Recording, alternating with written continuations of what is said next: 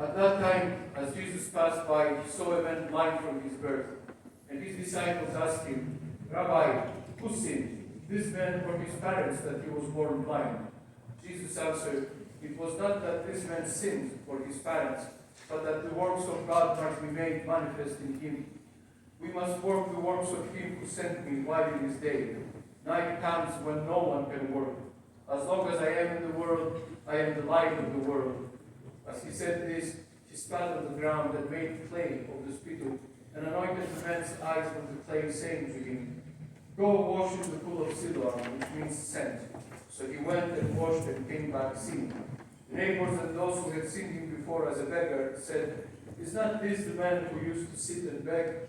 Some said, It is he. Others said, No, but he is like him. He said, I am the man. They said to him, Then how were your eyes opened? He answered, The man called Jesus made clay and anointed my eyes and said to me, Go to Siloam and wash. So I went and washed and received my sight. They said to him, Where is he? He said, I do not know. They brought to the Pharisees the man who had formerly been blind.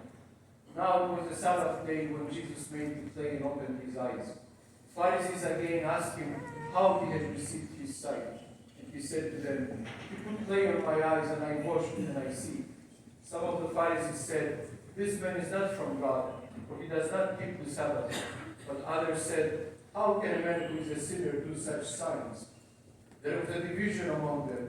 So they again said to the blind man, What do you say about him, since he has opened your eyes? He said, He is a prophet. The Jews did not believe that he had been blind and had received his sight, until they called the parents of the man who had received his sight and asked them, Is this your son, who you say was born blind? How then does he now see?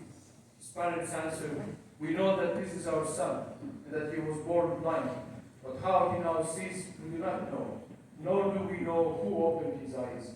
Ask him, he is of age, he will speak for himself.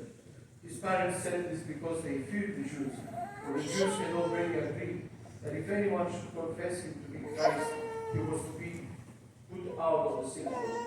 Therefore his parents said, He is of age, ask him. So for the second time they called the man who had been blind and said to him, Give God the praise. We know that this man is a sinner. He answered, Whether he is a sinner, I do not know. One thing I know, that though I was blind, now I see. They said to him, What did he do to you? How did he open your eyes? He answered them, I have told you already, and you would not listen. Why do you want to hear it again? Do you too want to become his disciples? And they reviled him, saying, You are his disciple, but we are disciples of Moses. We know that God has spoken to Moses, but as for this man, we do not know where he comes from. The man answered, Why? This is a marvel. You do not know where he comes from, and yet he opened my eyes. We know that God does not listen to sinners, but if anyone is a worshipper of God and does his will, God listens to him. Never since the world began has it been heard that anyone opened the eyes of a man born blind. If this man were not from God, he could do nothing. They answered him, You were born in utter sin, and would you teach us? And they cast him out. Jesus heard that they had cast him out, and having found him, he said, Do you believe in the Son of Man? He answered, And who is he, sir, that I may believe in him?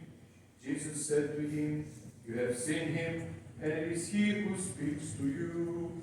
He said, Lord, I believe. And he worshipped him. Monks are singing.